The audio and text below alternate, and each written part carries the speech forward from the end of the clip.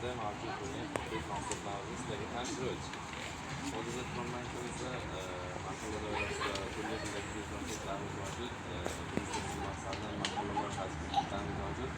Biznes maqsadida mahsulotimiz evaziga 26%dan 40%gacha belgilangan summa chiqadi. Mahalla loyihasi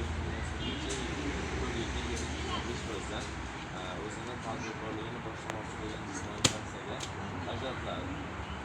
Hamda hozirda Turkmanistonda avtotipli kreditlarimiz mavjud. Bular turli xil avtosalonlarda O'zbekiston salonlarida xarid qilishingiz mumkin.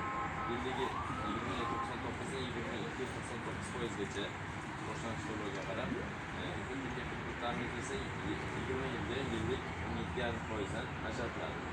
Bu birlamchi bozordan, ya'ni ko'p qavatli kvartiralardan xarid qilishda ishlatiladigan mahsulot. Hamda Turkmanistonda turli xil plastik mahsulotlardan, Tumo, Uzcard, Visa, Mastercard kartalaridan ham foydalanishingiz mumkin. Va qandaydir qiziqtirgan savollaringiz bo'lsa, bemalol berishingiz mumkin.